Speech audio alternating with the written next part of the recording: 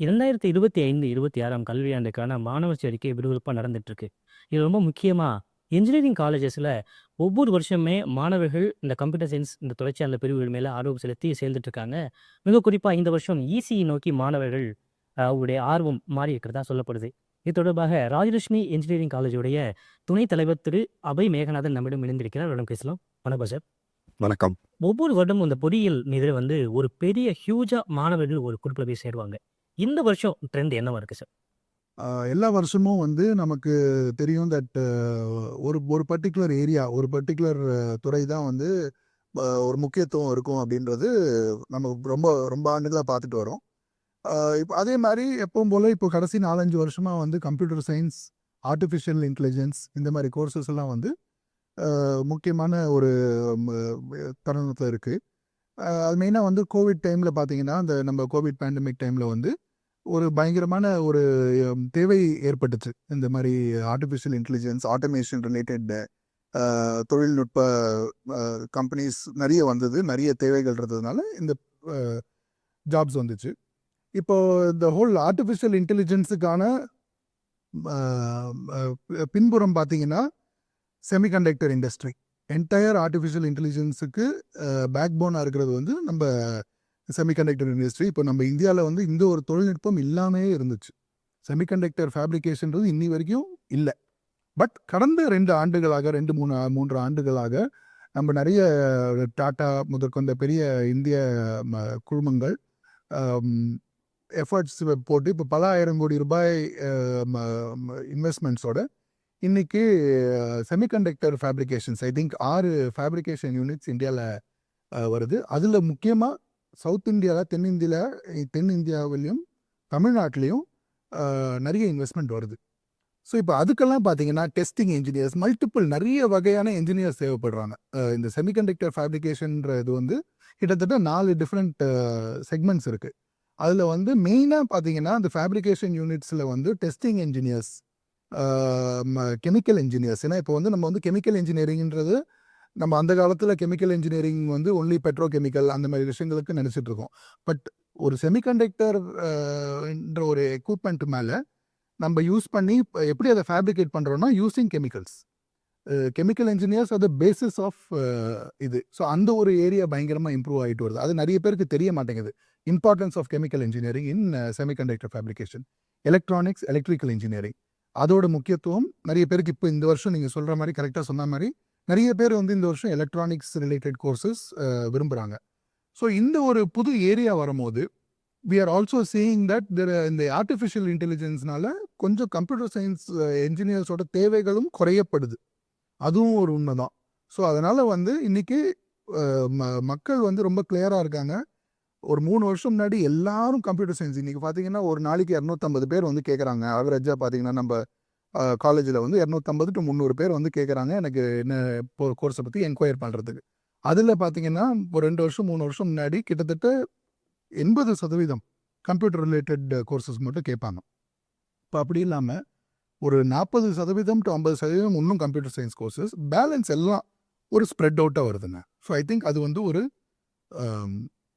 ஒரு நல்ல இதுவாக நான் பார்க்குறேன். பிகாஸ் அதுதான் வளர்ச்சிக்கு, ஒரு முழுமையான வளர்ச்சிக்கு ஒரு எக்ஸாம்பிளாக இருக்கும்னு நான் நினைக்கிறேன். பொதுவாவே இந்த மாணவர்கள் ஆர்ட்டிஃபிஷியல் இன்டெலிஜென்ஸ் அப்படின்ற இதுவே, அதன் தாண்டி சைபர் செக்யூரிட்டி இப்பலாம் கொஞ்சம் ட்ரெண்ட் ஆயிட்டு இருக்குன்றாங்க. ஈஸியிலேயே வந்து விஎல்எஸ்ஐ டிசைன் அப்படின்றது ஃபியூச்சர்ல ஒரு நல்ல எதிர்காலமா இருக்குன்றனால பல விஷயங்கள பார்க்குறாங்க. ஒரு காலேஜ்ல இப்போ நெறைய ஒரு ட்ரெண்ட் வரும்போது, ஒரு டாப் வெறும் ரேங்க மட்டும் பார்த்து ஒரு காலேஜ செலக்ட் பண்றதா? இல்ல மாணவர்கள் எப்படி ஒரு கல்லூரி தேர்வு செய்வது? இப்போ நீங்க ஒரு நிறுவனம் நடத்திட்டு இருக்கீங்க.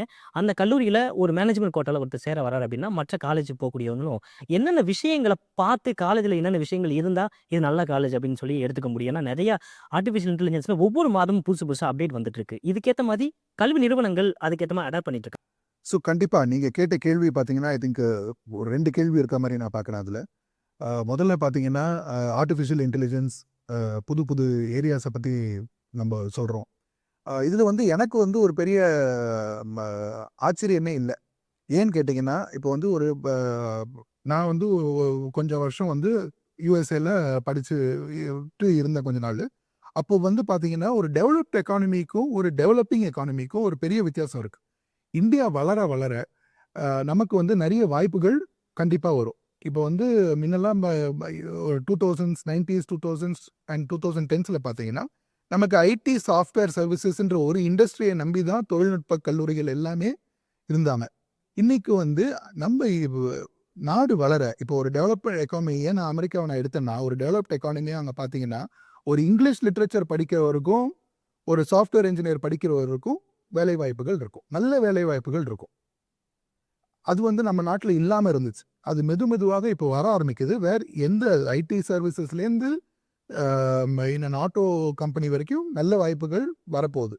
ஸோ இப்போ அதனால நீங்க சொல்ற மாரி இன்னைக்கு வேரியட் கோர்சஸுக்கு தேவைகள் வருது. சைபர் செக்யூரிட்டி ஆகட்டும், ரோபோட்டிக்ஸ் ஆகட்டும், ஏஐ ஆகட்டும், இந்த மாரி வேரியட் கோர்சஸ்ல நிறைய ஆப்ஷன்ஸோட நமக்கு இன்னைக்கு தேவை வருது. ஒரே ஒரு வேலை மட்டும் தெரிஞ்ச முன்னெல்லாம் பார்த்தீங்கன்னா, ஒரு சி புரோகிராமிங், ஒரு ஜாவா, ஒரு இத தெரிஞ்சுக்கிட்டு போற காலம் முடிஞ்சு போச்சு. அத்தனை பேரும் இந்த ஒரு ஸ்கில்ல மட்டும் படிச்சது இல்லாம, இப்ப நிறைய ஸ்கில்ல அத்தனை பேரும் படிக்கிற அ டைம் வந்திருக்கு. ஸோ இது வந்து ஒரு ரொம்ப பாசிட்டிவ் விஷயமா பார்க்குறேன். Opportunities are there for everybody in every field. அதனால வந்து அ இது ஒரு இது. பட் ஹேவிங் செட் தட் இது சொல்லி இதுனாலும், பட் வி ஹேவ் கண்டிப்பான ஒரு சேலஞ்ச் இருக்கு. For educational institutions. ஏன்னா முன்ன வந்து நம்ம ரொம்ப சுலபமா சி, ஜாவா அந்த மாதிரி 4, 5 ஐட்டம் மட்டும் we were able to prepare the students very well. இன்னைக்கு வந்து நாங்க ராஜலட்சுமியில பார்த்தீங்கன்னா, கிட்டத்தட்ட 650 ஃபேக்கல்டி மெம்பர்ஸ் இருக்காங்க. அதுல வந்து அவங்களெல்லாம் கான்ஸ்டன்ட்டா அப்கிரேட் பண்றதுக்கு இப்போ ஒரு தனி டிபார்ட்மெண்ட் ஒரு 2 வருஷமா போட்டு, இப்போ அவங்களுக்கு கான்ஸ்டன்ட் ஃபேக்கல்டி டெவலப்மென்ட் ப்ரோகிராம்ஸ் அத நடத்துறது வந்து எங்களோட ஒரு ரொம்ப முக்கியமான வேலை. அவங்கள கான்ஸ்டன்ட்டா மோட்டிவேட் பண்ணி அப் டு டேட் கொண்டு வரது ஒரு முக்கியமான வேலை. இத எத்தனை பேரால பண்ண முடியும்ன்றது ஒரு ஒரு கஷ்டமான விஷயம் தான். ஈவன் கவர்மெண்ட் இன்ஸ்டிடியூஷன்ஸ்லயும் இது பண்றது ரொம்ப கஷ்டம். ஏன்னா இது வந்து ரொம்ப ஃபாஸ்ட்டா மூவ் பண்ணணும். வேற எதுவும் இல்ல. இன்னைக்கு என்ன நடக்குதுன்றத பார்த்து இம்மீடியட்டா போட்டு அடுத்த 2 வாரத்துல ஒரு கோர்ஸ போட்டு அத பசங்களுக்கு எடுத்துட்டு போறது அளவுக்கு ஸ்பீடு வேணும். ஸோ அதுக்கு நிம்பிள் ஆர்கனைசேஷன்ஸால தான் பண்ண முடியும். ஐ திங்க் அந்த சேலஞ்ச வந்து எத்தனை பேர் எதிர்கொள்றாங்கன்றது நமக்கு போக போக தான் தெரிய வரும். ஒரு கல்லூரியில வந்து மாணவர்கள் வந்து சேர்றதுக்கு முன்னாடி கண்டிப்பா வந்து அந்த கல்லூரியோட ஸ்டூடெண்ட்ஸ்ட்ட பேசணும். அந்த கல்லூரியோட ப்ரொஃபசர்ஸ்ட்ட பேசணும். அந்த கல்லூரியோட அலும்னைட்ட பேசணும். அந்த கல்லூரியிலேருந்து பிளேஸ் ஆகி போன பசங்கள்ட்ட பேசணும். இதெல்லாம் தான் ஆக்சுவல் ஃபேக்ட்ஸ் கிடைக்கும். இன்னைக்கு பார்த்தீங்கன்னா, அன்ஃபார்ச்சுனேட்லி வந்து ஃபார்ச்சுனேட்லி ஆர் அன்ஃபார்ச்சுனேட்லி நிறைய சோர்சஸ் இருக்கு. இன்ஃபர்மேஷன் சோர்சஸ் இன்னைக்கு ஏராளமா இருக்கு. இன்னைக்கு யூடியூபை தட்டினோம்னா இன்னைக்கு 1008 பேர் இருக்காங்க.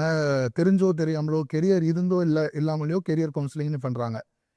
இன்புட்ஸ்ன்னு கொடுக்குறாங்க. இன்னைக்கு வந்து சில பேர் வந்து அதை மிஸ்யூஸ் பண்றாங்க. சில இடங்கள் வந்து அதை மிஸ்யூஸ் பண்றாங்க. பை மேபி ஏதோ அன்பளிப்பு கொடுத்தோ இல்லை இது பண்ணியோ ஒரு மிஸ்யூஸ் பண்றாங்க.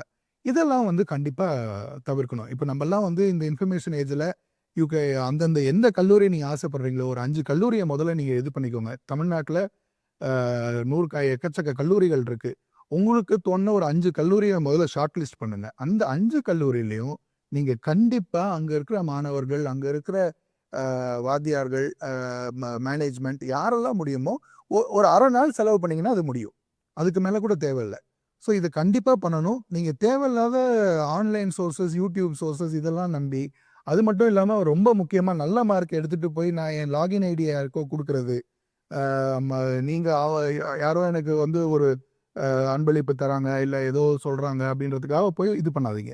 எது நல்ல ட்ரெடிஷ்னலி ரேங்க்டு வருதுன்னு பாருங்க. அந்த ஸ்டூடெண்ட்ஸை தயவு செஞ்சு பேசுங்க. இது ரொம்ப முக்கியம். தமிழ்நாடு அரசு வந்து மாணவர்களை ஸ்கில்டு ஒரு ஒரு எம்ப்ளாயா மாத்துறதுக்காக நான் முதல்வன் ஸ்கீம்ஸ்ல பல ட்ரெய்னிங் குடுத்துட்டு இருக்காங்க. ஒரு இண்டஸ்ட்ரியில ஓரியன்டடா அந்த ஸ்டூடண்ட் எந்த அளவுக்கு எக்யூப்டா வெளியில போறாங்க. இந்த புரோகிராம் அப்படின்றது அவங்களுக்கு எந்த அளவுக்கு உதவிகரமா இருக்குன்னு நினைக்கிறீங்க சார்? தமிழ்நாட்டு அரசு பண்ணியிருக்கிற நல்ல விஷயங்கள் நிறைய இருந்தாலும், அதுல ஒரு முக்கியமான விஷயம் வந்து இந்த நான் முதல்வன் என்ற ஒரு ப்ரோகிராம். இது மூலமா வந்து ஒரு யூனிஃபார்மா ஒரு ட்ரெய்னிங் வந்து தமிழ்நாட்டெங்கும் குடுக்க முடியுதுன்றது வந்து கொஞ்ச நாள் முன்னாடி ஒரு கனவுல கூட யோசிக்க முடியாத ஒரு விஷயத்த வந்து இன்னைக்கு தமிழ்நாடு அரசு பண்ணியிருக்காங்க. அது வந்து நிறைய மாணவர்களுக்கு போய் சேருது. இந்த மாதிரி ஒரு ட்ரெய்னிங் வந்து டெஃபினட்டா இம்ப்ரூவ் பண்ணி இன்னும் கொஞ்சம் வலுவுபடுத்தணுமே தவிர, இதுக்கு வந்து ஒரு பின் பக்கம் போகவே கூடாது. நல்ல திட்டம். நாங்கள்லாம் ரொம்ப கடமைப்பட்டிருக்கோம். இந்த மாதிரி ஒரு திட்டம் வந்து தமிழ்நாட்டு அரசு கொண்டு வந்ததுக்கு.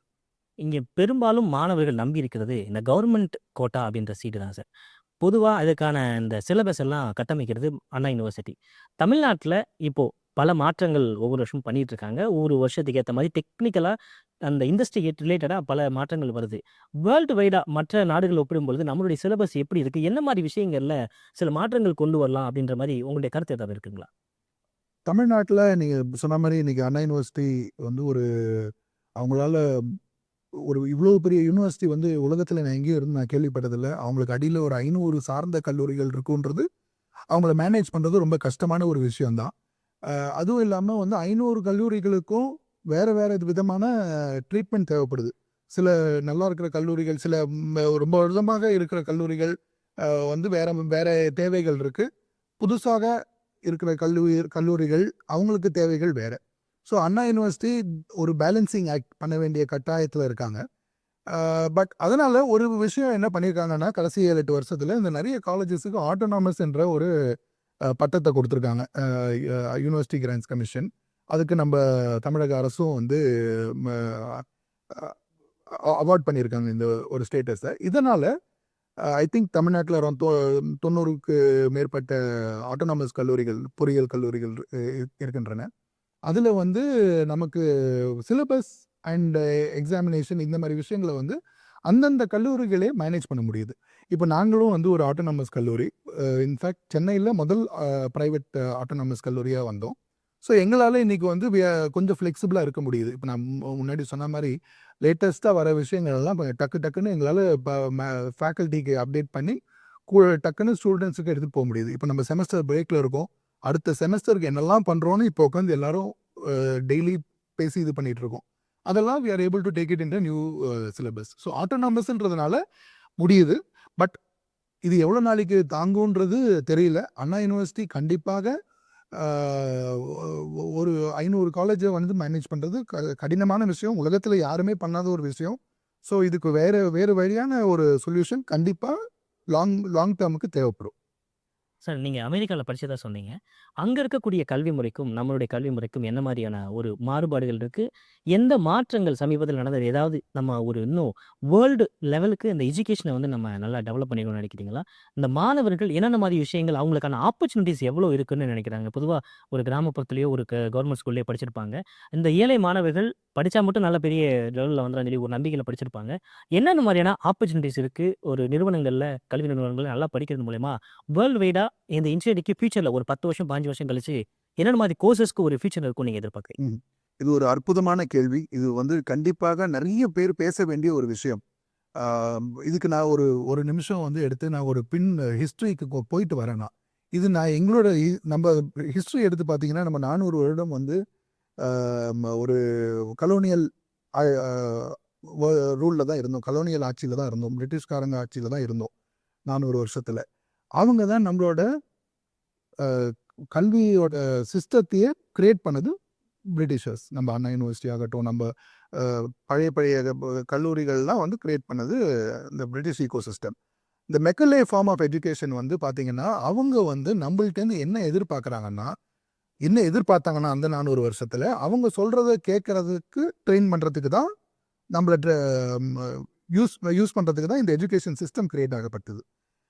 அதனால என்ன ஆச்சுன்னா, அந்த ரோட் லேர்னிங்ன்னு சொல்றது வந்து நமக்கு ஃபுல்லா மக்கப் படிச்சு, எ க அதெல்லாம் எடுத்துட்டு போய் ஒரு இடத்துல ஒப்பிச்சுட்டு வர்றது தான் நமக்கு சொல்லிக் குடுத்துருக்காங்க.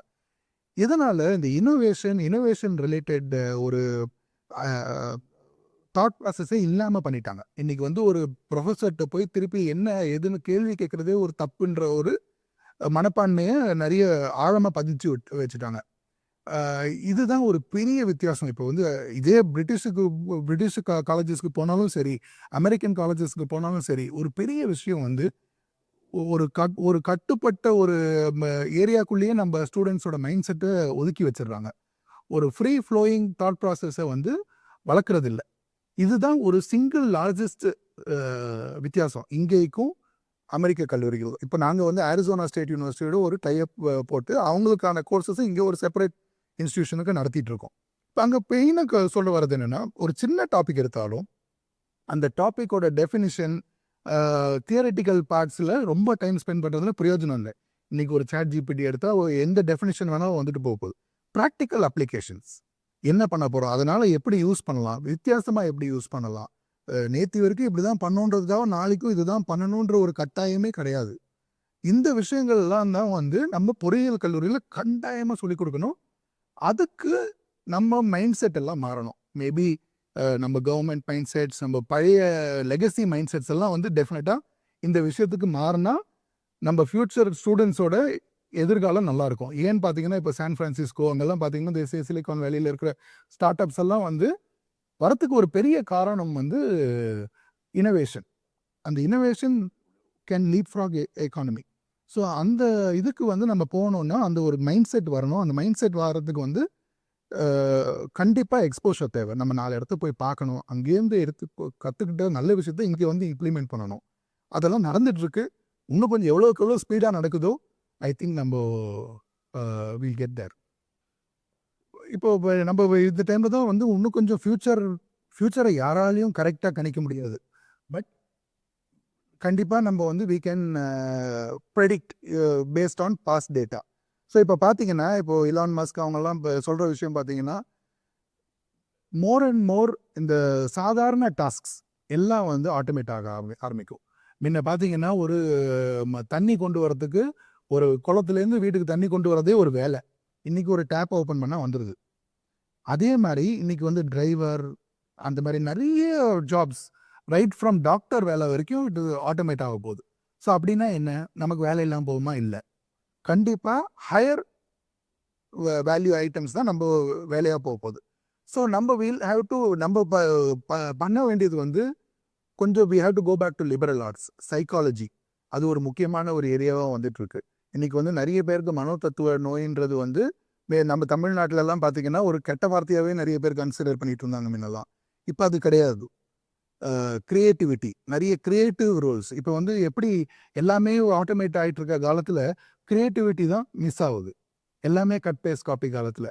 ஸோ நம்ம கொஞ்சம் பார்டர்ஸை பிரேக் பண்ணி இதுதான் கம்ப்யூட்டர் சயின்ஸ் தான் அப்படின்ட்டு அது இல்லைன்னு சொல்ல வரல. அது எதையும் தாண்டி எத்தனையோ விஷயங்கள் வருது. Creativity and psychology, human related items, human mind related items எல்லாம் வந்து கொஞ்சம் வளரும்ன்றது என்னோட கணிப்பு. பல்வேறு தகவல்களை மாணவர்களுக்கு வழங்கியமைக்கு மிக்க நன்றி சார். நன்றி. தேங்க்யூ.